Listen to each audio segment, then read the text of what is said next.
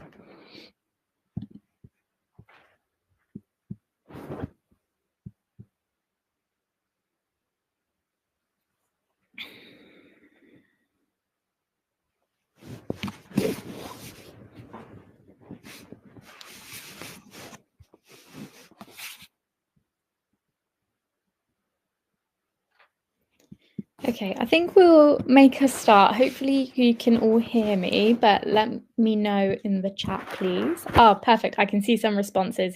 You guys can hear. Excellent. I will flip over to the PowerPoint. If you can't see it, I don't think I'll be able to see the chat. So if someone could unmute and let me know, that would be amazing.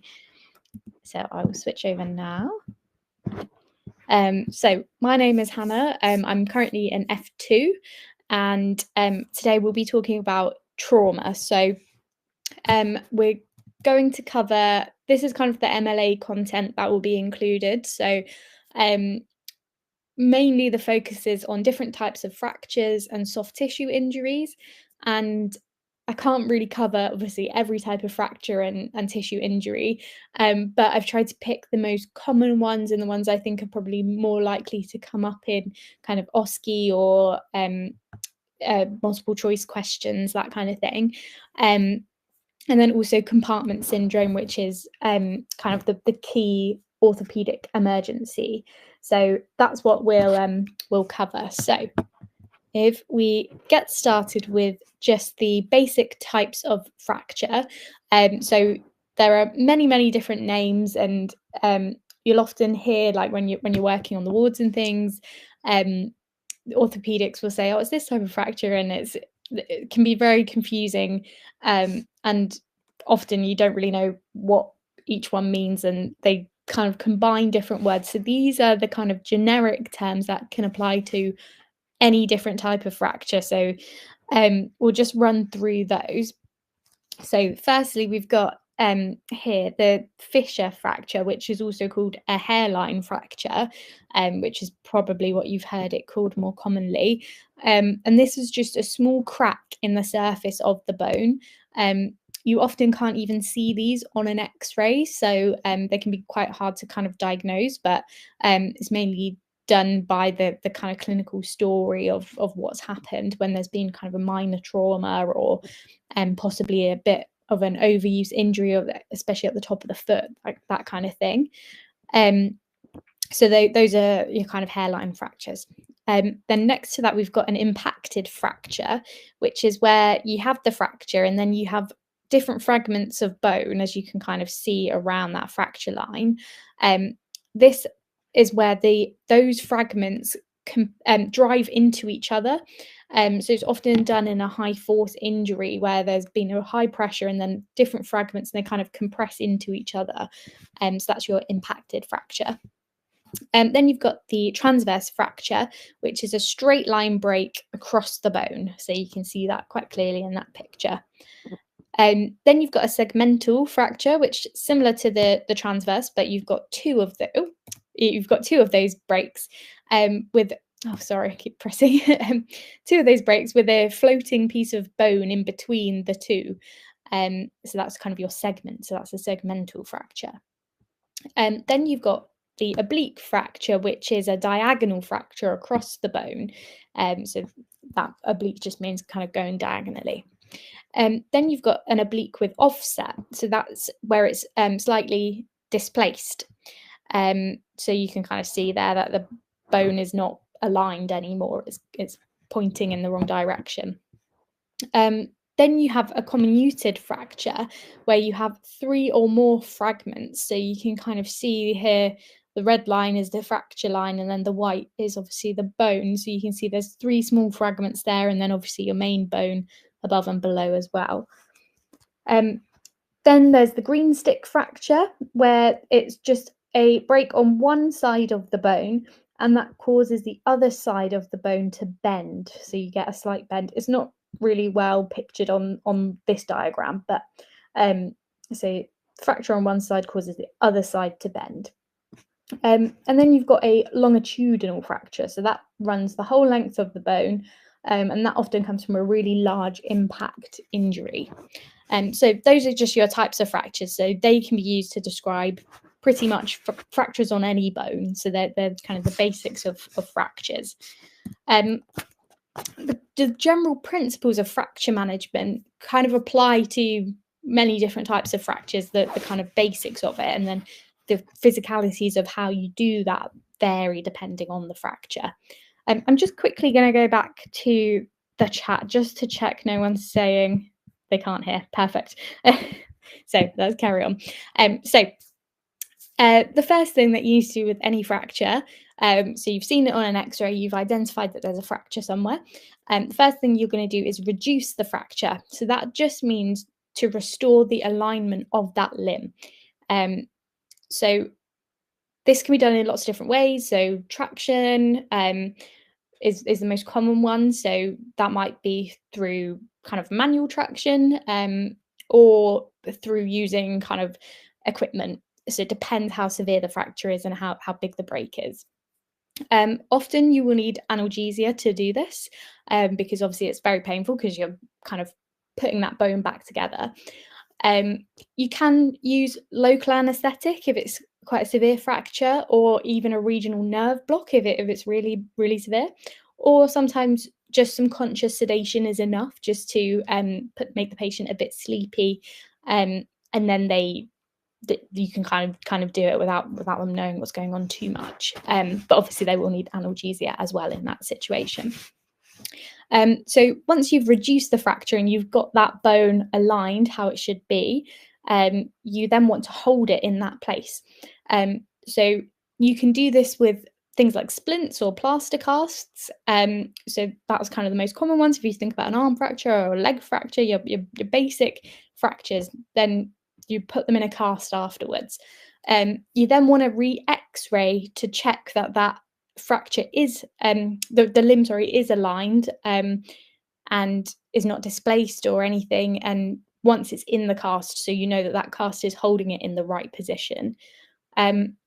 You don't want to place a full circumference cast for the first 2 weeks because you need to leave a gap for swelling, which is why you'll often see for example in an arm fracture, the top half will be the kind of hard cast, and then underneath would just be a bandage, because you need to allow room for swelling, because if you don't, then there's a risk of compartment syndrome. So you need to leave that gap, and then you can convert it to a full cast after the 2 weeks if needed. If there's a risk of axial instability, so this means rotation of the limb. So if you have two fractures, so like a tib and fib fracture together, or a radial and ulnar fracture together, that fracture could rotate, and so those bones could kind of twist around. Even if there's a cast on there, those bones could still twist.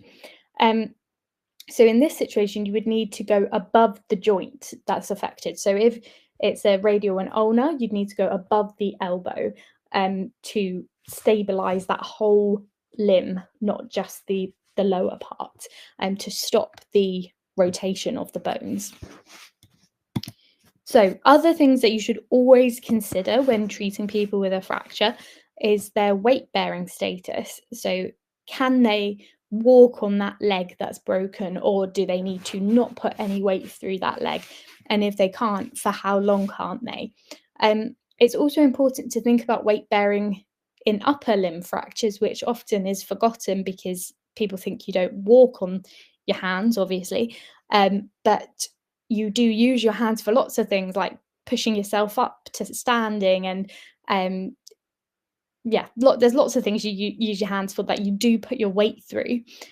So you do still need to give a weight-bearing status for upper limb fractures.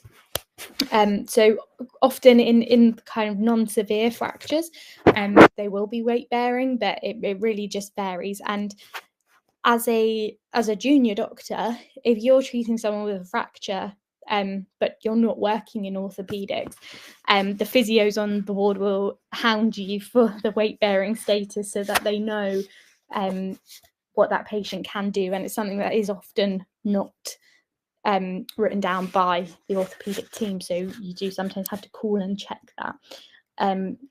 So that's really important if you ever have someone with a fracture, to make sure you clarify the weight-bearing status. You also need to think about thromboprophylaxis if they are non-weight bearing, and if that's going to be for a significant period of time, and particularly with lower limb fractures, if that means that that patient isn't going to be walking around as they normally would and doing exercise as they normally would, then you might want to think about some VTE prophylaxis, whether that be something like enoxaparin and they need injections, if it's really severe and maybe they're going to be bedridden for 6 weeks, or something like TED stockings if they're still able to do some things but they're just not at their full mobility. You also should warn patients of features of compartment syndrome, because this is a risk with kind of any fracture, and especially if you're putting on a cast and that limb is kind of immobilized and in a kind of compressed area. You should warn them of those symptoms so that they know that if they experience those, and we'll come on to compartment syndrome later, so we'll hear about those, but then they know if any of that happens that they need to come to hospital straight away. And then obviously rehabilitation and physiotherapy, which varies widely depending on the injury, but that's always something that the patient is going to need. So coming on to specific management, so I've only included a couple. These are the really common fractures that are seen in hospital, and this is the management. So for a proximal humerus fracture, you use a collar and cuff, which is seen here. So it just goes around the neck, attaches to the wrist, and keeps the arm in that position to stop the clavicle. Sorry, not the clavicle. Yeah, well, I guess the clavicle, but the proximal humerus moving around too much. For a clavicle fracture, you use the poly sling.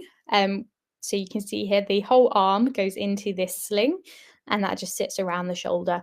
Again, keeping that arm still in that position. But with this one, you need a bit more stability because you don't want that clavicle moving. Whereas with the proximal humerus fracture, there's a bit more movement in that one. And for a wrist fracture, you will use a below elbow plaster in most cases, apart from obviously if it's both bones affected, then you would go above elbow, but the below elbow is more common, and that's just seen there. So another really common type of fracture is the distal radius fracture. So there are two types of distal radius fracture. So you've got the Coley's fracture and the Smith's fracture. This image of the X-ray is of a Coley's fracture. So you can see here that the bone, there's a dorsal displacement of the bone fragment. So it's a bit difficult on these pictures. I've got another picture later that kind of shows it more clearly. But you get this dinner fork deformity of the arm. So it kind of looks like that shape, and then you can see the fork below. So you can kind of see how it has that bend in it. This is really commonly done by falling onto outstretched arms. So somebody who's tripped over, put their arms out to break their fall, and that's resulted in this wrist fracture, and it kind of pushes the bone upwards, and that causes that fracture.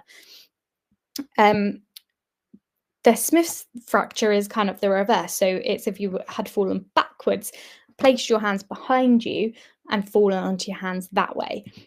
So these are the kind of pictures showing the difference. So you can see in the Colles fracture, the radius kind of goes backwards, and in the Smith's fracture, it goes inwards. So backwards towards the skin in that Colles, and inwards towards the bone in the Smith's fracture. The management of these is usually by a closed reduction and cast if the fracture is stable. But if it's an unstable fracture and a closed reduction isn't keeping it reduced, then you would need to do an open reduction and fixation.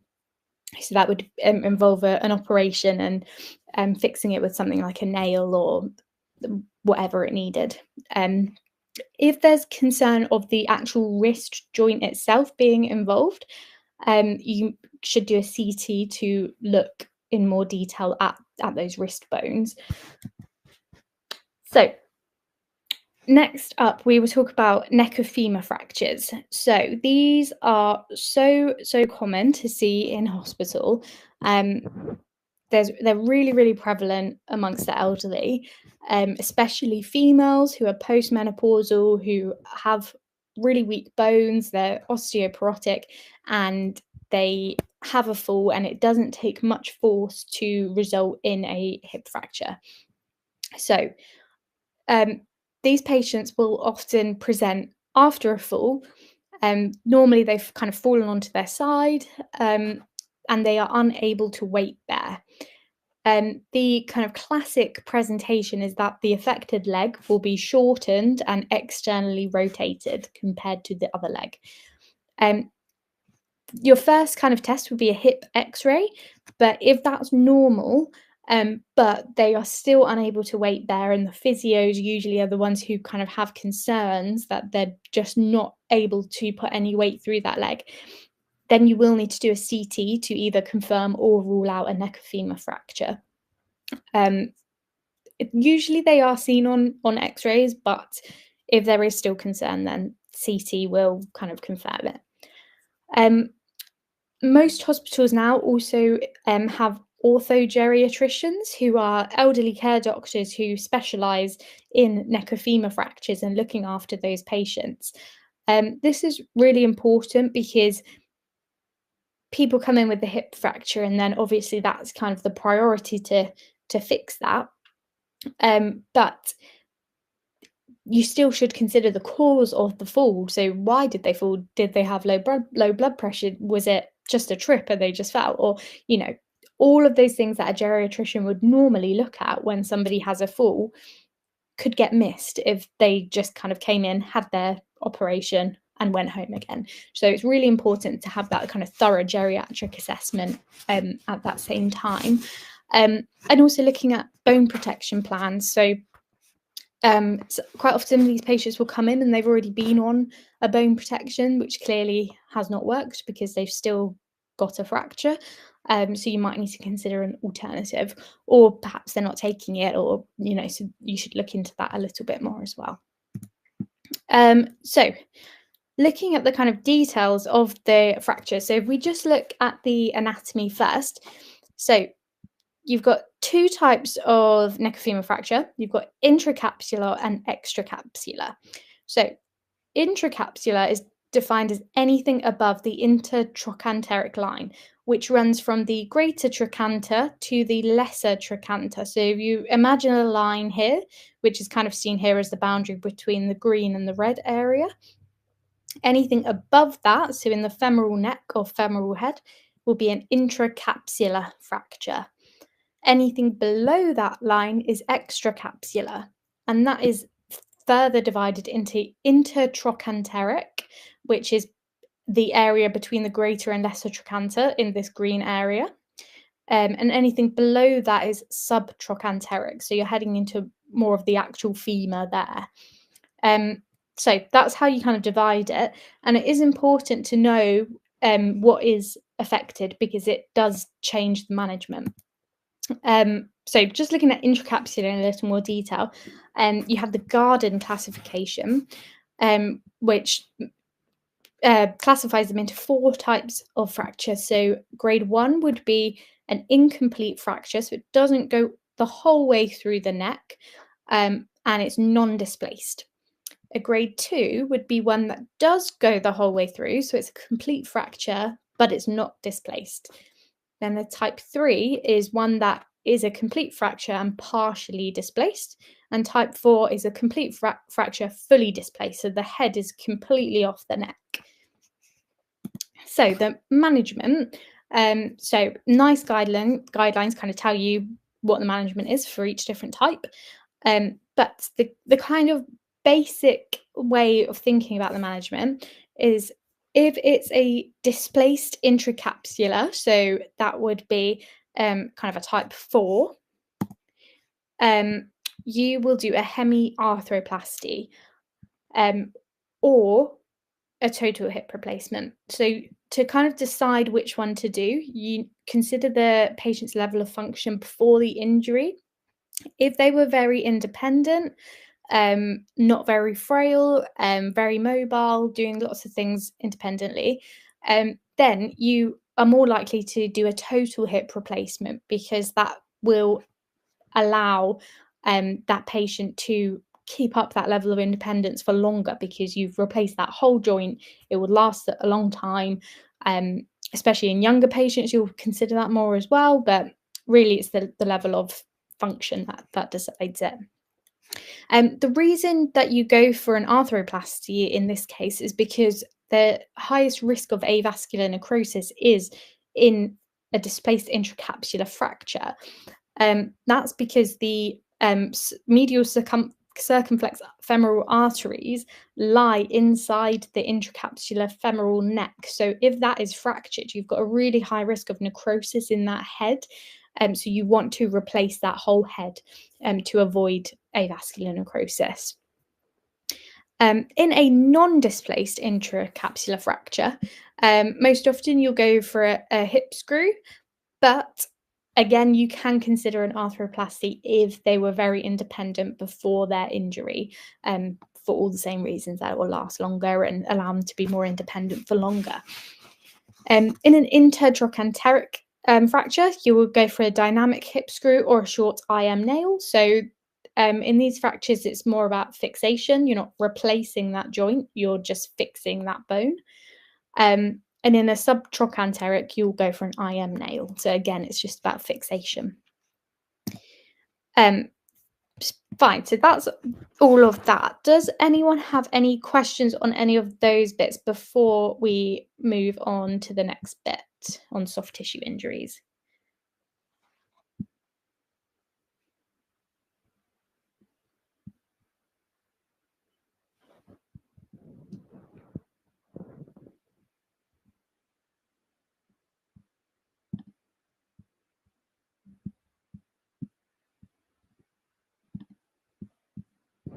Okay, I'm going to take that as a no and head back to the presentation.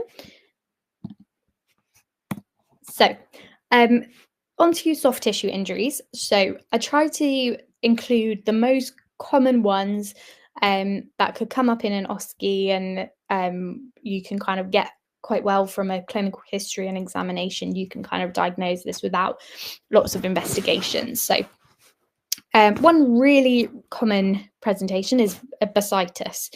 So the bursa are sacs that sit where there might be friction, usually between tendons and bones, for example. So at a joint where where you're using that joint often and those tendons and bones are rubbing on each other, you'll have this bursa, this sac, to prevent them rubbing on each other. Bursitis is when you get inflammation of this bursa, which can be due to trauma, can be due to infection, but most commonly is due to chronic overuse of that joint. So if you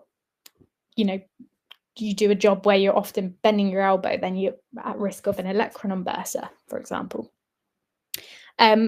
The bursa are usually very thin, but in bursitis, they get thicker because they become inflamed and they sometimes have edema around them. So the joint can appear swollen. If the joint is infected, it will be swollen warm, and painful. So bursitis is one cause, infected bursitis is one cause of kind of painful, swollen, hot joint. The elbow, shoulder, and knee are the most commonly affected, and you will get a limited range of motion in those joints. So this is just a diagram showing you a healthy bursa versus one with bursitis. So you can see it's a lot bigger, and they sit on the kind of joint area, and this one's inflamed and hot. So signs of an infected bursitis, I already kind of said, being warm, but you might also get systemic features. So they might be feeling really unwell. They might have a fever. They might have low blood pressure. All your kind of classic signs. Could have signs of sepsis if it's really severe. So they can present really unwell, although it is uncommon. Signs of traumatic bursitis would be a really rapid onset swelling of that joint. In that situation, you're probably going to want to rule out other things like a fracture, but traumatic bursitis could be one differential in those situations. The management of bursitis usually just consists of resting the joint and taking NSAIDs to reduce the inflammation, icing the joint, and you can use elastic banding once you're returning to the activity that caused the injury. So if it's playing tennis, then when you're playing tennis, you want to bandage up that elbow to kind of keep compression there to reduce inflammation of the bursa. If it's infected, then you will need to aspirate the joint to identify what's causing the infection and then treat that with antibiotics. Surgery is rarely used in this case, but you can do an incision and drainage of the bursa if it's not improving with those conservative techniques. And the bursa can be removed if it's really severe, but it's very uncommon. Usually conservative management is enough. So then we've got the rotator cuff injury.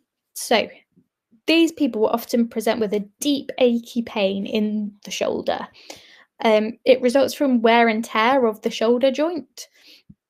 And what you will see is a limitation of the movements that are supported by the rotator cuff muscles. So we've got the four muscles here, so supraspinatus, infraspinatus, teres minor, and subscapularis.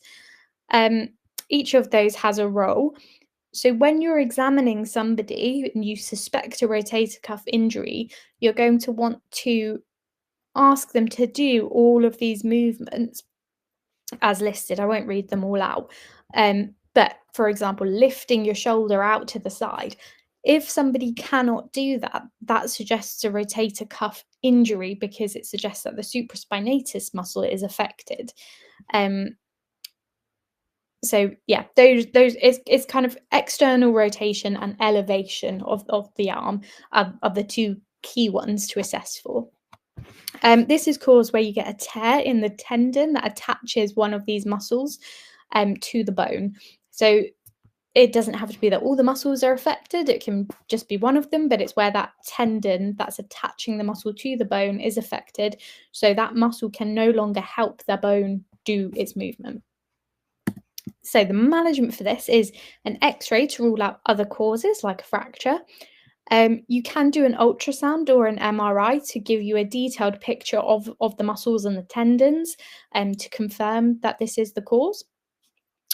Treatment consists mainly of rest, ice, and physio, but you can try steroid injections, which are sometimes helpful. And in severe cases, you can do a tendon repair or a tendon transfer. And you can even do a shoulder replacement if it's really severe and it's really affecting somebody's quality of life. That is an option, but it's less common. Most commonly, these are managed conservatively and improve really well with physio.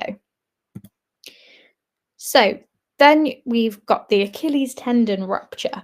So this diagram just shows you where the Achilles tendon runs. So it runs from the muscle here down to the heel. And these are the movements that the Achilles allows you to do. So dorsiflexion and plantar flexion. So in an Achilles tendon rupture, it's often during motion or during sport, that kind of thing. and you get sudden onset pain in the heel and calf area. Some people even say that they hear a pop, which is the tendon snapping. The ankle will appear more dorsiflexed when it's relaxed and just dangling down. So it would be more dorsiflexed. So it would be pointed upwards here, whereas normally it would be dangling down. You may also actually be able to feel a gap. So if you feel the kind of back of the ankle there, normally you can feel the tendon, but you might actually feel a gap where it's ruptured and it's no longer sitting there. Plantar flexion may be affected, so they may not be able to point their foot downwards. They won't be able to stand on their tiptoes because it helps with that movement as well. And you can do this Simmons calf squeeze test, which is where you hang the feet over the edge of the bed and squeeze the calf muscle. If the Achilles is intact, the ankle will plantar flex, so point downwards, but if it's ruptured, it won't. And you can do an ultrasound to confirm the diagnosis. So the management, again, is all the same things really for all the soft tissue injuries. So rest, ice, NSAIDs, elevate. And you can do surgical management where you reattach the tendon, but obviously in this case, you risk infection and all the side effects of surgery. However, in non-surgical management, there is a higher risk of re-rupture. So there are kind of pros and cons of both. And you really have to look at the patient and what would be best for them. So, in a professional footballer, surgical management probably is the way to go because they're at a very high risk of re-rupturing that tendon. They're probably quite keen for it to get fixed quickly, and they'll take those risks of surgery. But in a kind of frailer, older adult, the risk of surgery would actually be higher than the risk of re-rupture. So just a little bit on sprains. This is just where a ligament is stretched or torn. You get pain in the injured area, which can be worse when they are weight bearing. You can see bruising and swelling. So quite often people think that it's a fracture and they think that they've broken their leg when actually it's just a sprain, but it can present very similarly. So you always want to do an X-ray to rule out an injury to the bone. And the treatment, again, is all the same: rest, ice, compression, elevation, and analgesia. So now onto the final part of the presentation. So we will talk about compartment syndrome. So this is your classic orthopedic emergency. So just a bit on the kind of background of how this happens, then we'll get on to the symptoms and management. So fascial compartments are compartments in the limb that contain muscle, nerves, and blood vessels. If there's an injury to one of these things, like a muscle injury, it causes swelling. This obviously results in increased pressure within that fascial compartment, and the fascia cannot stretch. So this results in compartment syndrome because you essentially have a locked space that's then got swelling inside and an increase in pressure, but nowhere for that to go because that fascia cannot stretch. If that pressure gets high enough, the blood vessels inside that compartment can be compressed, and that cuts off the blood supply to that area. And this obviously then gives way to necrosis, and that tissue will die and that limb can die and be lost. So that is why compartment syndrome is such an emergency, because you need to decompress that compartment to release that pressure to prevent that necrosis from happening. So this is just some diagrams of the compartments of the leg. So there's 4 compartments: the anterior, lateral, superficial posterior, and deep posterior compartments. So you can see in this image how they lie looking through the leg, and then here how they lie looking at the leg. So causes of compartment syndrome can really be anything that can cause swelling. So fractures, crush injuries, muscle injuries, a severe sprain, or a bandage or cast being too tight. So really anything that can affect your limb can cause compartment syndrome.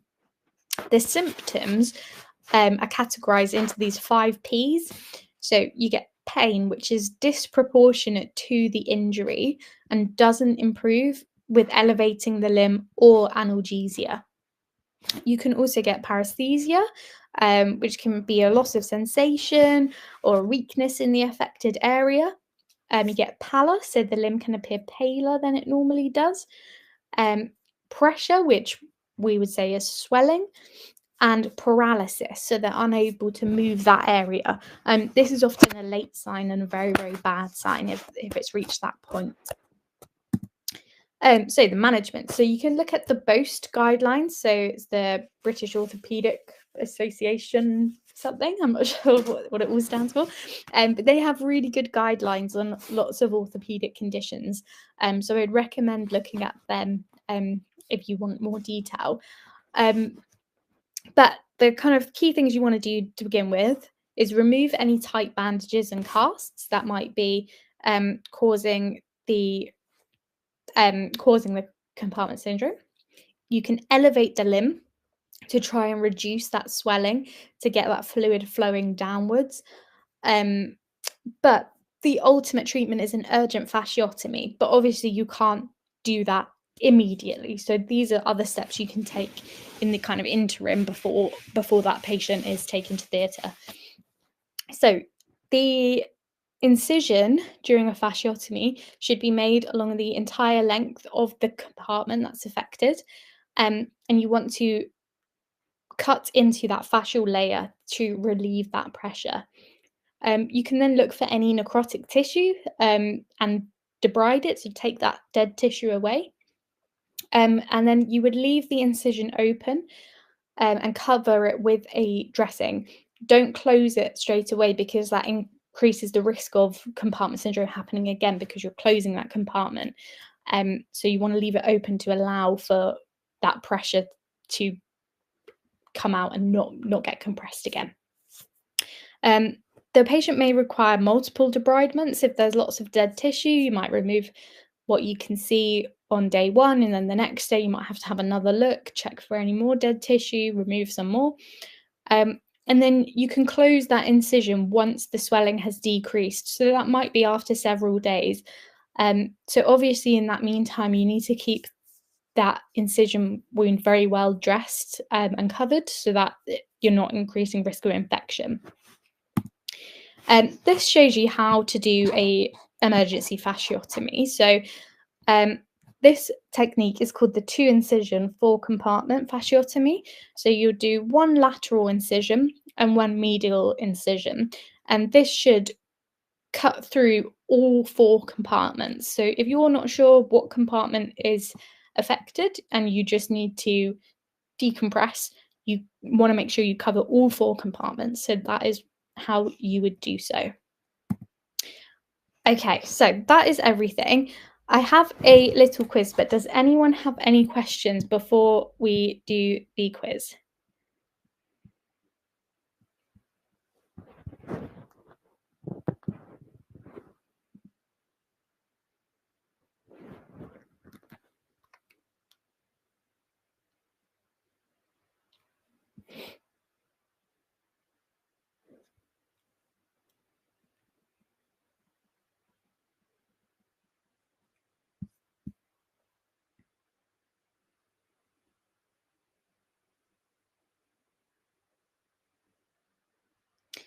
Okay, so I can see one question from Ahmed.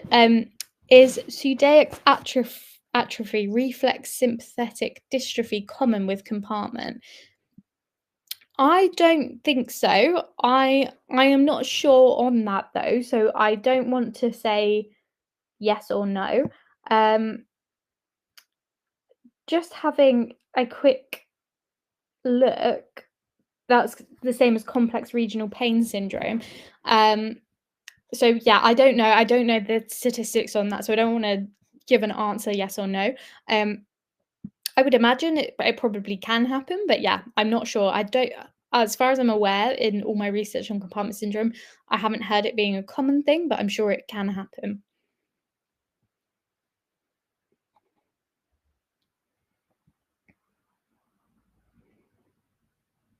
Okay, right. I think oh, hang on, we've just got another question. Most of the 5Ps overlap with the 6Ps of acute limb ischemia. Is there any way to differentiate if we don't know about compression and trauma injuries? Okay, so yes, they do overlap, but if you think about it, it's because actually compartment syndrome is limb ischemia in a sense, just from a different cause. So when you have an ischemic limb from a vascular cause, you're not getting that blood supply to that limb. So you're getting those symptoms of ischemia. In compartment syndrome, you are also not getting blood supply to that limb, but it's because of compression of the vessel rather than a vascular problem inside the vessel. It's compression of the vessel. So those symptoms you're seeing are because of a lack of blood flow to the limb. So they will be the same, but the cause is different. So I think if you don't know about compression or trauma injuries, if the patient just presented to you with a pale limb, you know, a pale, pulseless, etc., then and there's no history of trauma, then it's unlikely to be compartment syndrome, and more likely to be vascular. But you would then obviously in that situation, if you're suspecting acute limb ischemia with a vascular cause, you would do things like a Doppler and stuff. So you would then have that diagnosis. If they were all fine and actually the pressure in the vessels was fine and all of that, then you might want to consider other things. But I think the way the patient presents would tell you what one is more likely, if that makes sense. But yeah, the symptoms do overlap because essentially it's the same process happening, just with a different cause.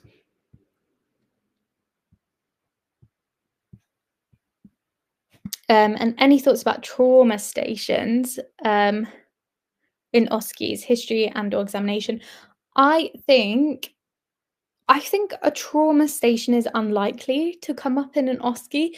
I was thinking about this while I was preparing this, and I don't see how it could really be done because a lot of orthopedics and the management of these fractures is more specialist. And as an F1, you wouldn't be expected to be managing any of this by yourself.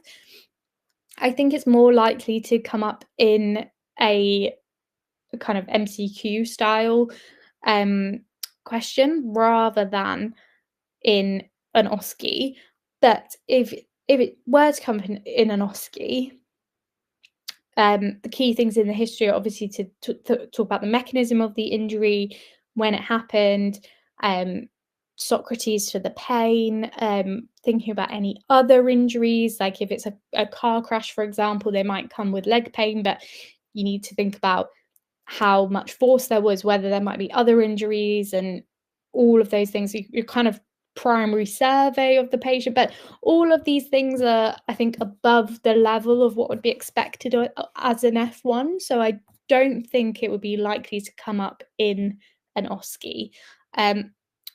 Maybe something more like a rotator cuff injury where you could do your kind of full upper limb musculoskeletal examination. That could come up. So a really good place to watch and learn about those examinations is the Versus Arthritis website, if you haven't come across it. It's really good, has some really short videos and breaks it down into like the shoulder exam, the elbow exam, hand exam, knee, hip. It's really, really good. So I'd recommend that for examination skills of the different joints. But yeah, I think unlikely to come up in an OSCE.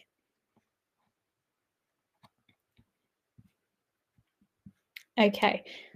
If there is no more questions, I will go back to the quiz. It's only 4 questions, I think, and it's just multiple choice. You can put your answers in the chat if you want to, or you can just think it in your head. It's nothing too serious. It's just running through a few of the key points. So, you are the F1 on orthopedics. A 30-year-old woman presents to A&E after a cupboard fell on her leg. She is in significant pain, not being controlled with morphine. Her foot is pale and she has reduced sensation. What would be your immediate management? Oh, and your options are trial stronger analgesia, order an X-ray, elevate the leg and call your registrar, or perform a bedside fasciotomy.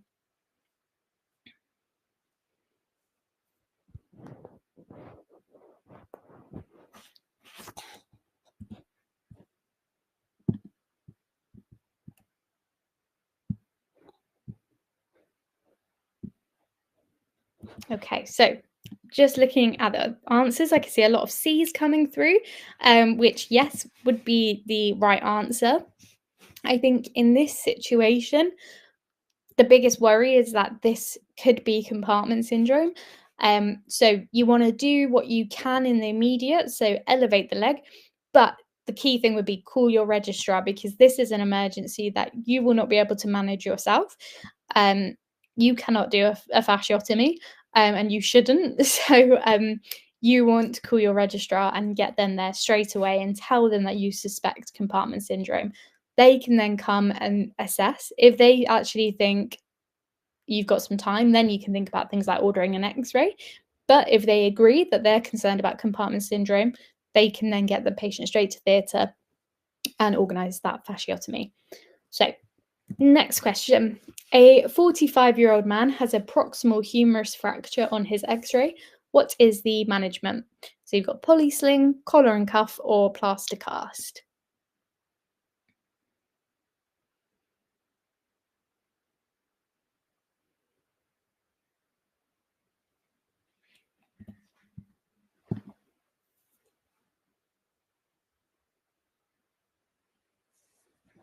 Okay, so we've got lots of people saying B, which is the correct answer. So that was a nice simple one.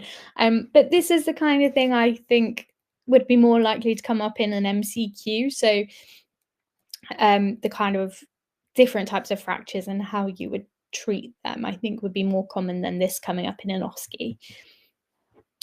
Which garden classification is a neck of femur fracture, which is a complete fracture and partially displaced? So is it 1, 2, 3, or 4? So complete fracture, partially displaced.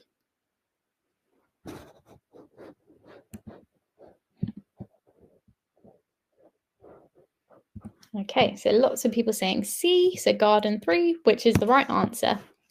So the easiest way to kind of remember the garden classifications is that 1 and 2 are not displaced, but and are sorry, I'm telling you it wrong now.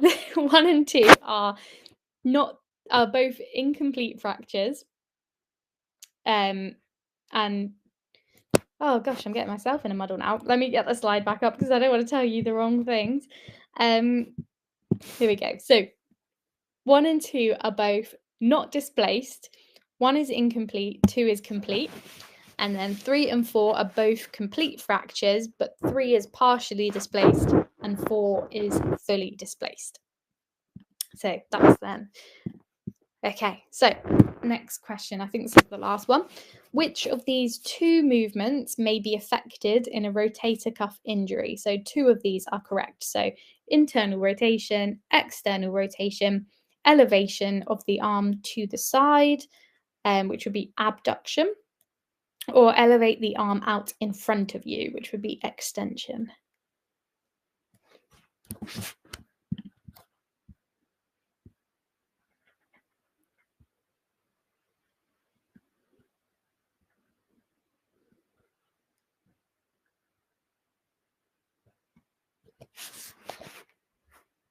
Okay, so lots of people saying B and C, which are the correct answers.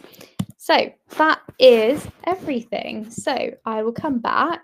Are there any more questions? How fast is compartment syndrome? We've just had.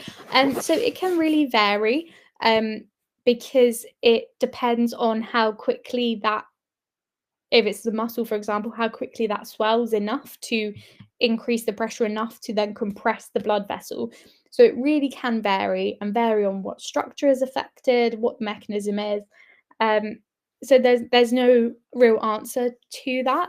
However, once you've identified it, it's an emergency because if the blood is not flowing to that tissue is dying in all the time that that's going untreated. So once it's identified, you need to treat it as quickly as you can, but there's no time frame on how quickly this happens. Yeah, so it really can vary depending on what is swelling, what is causing the pressure.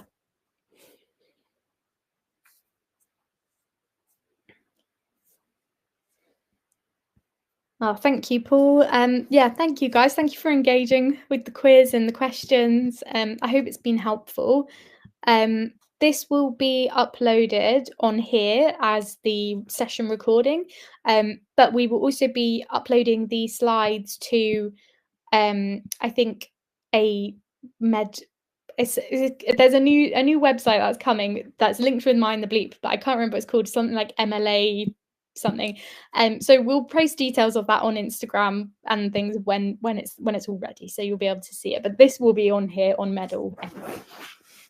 But thank you all so much. There will be a feedback form, which I think if I do this, you should all have the form now. So I'd be really grateful if you could do some feedback. But yeah, thank you all so much. And you will get a certificate of attendance as well once you've given the feedback. But yeah, thank you so much, everybody, and have a good evening. And I hope your finals all go well. But yeah, I wouldn't stress too much about orthopedics in OSCEs. I think it's unlikely, but definitely in written papers and MCQs, I think is an easy place to get marks, I think. Okay, I'm going to end the call now, which hopefully you'll still be able to click the feedback link, but I'll leave it there for a minute just in case. But I'm going to turn off my camera and mic. But thank you so much, everybody.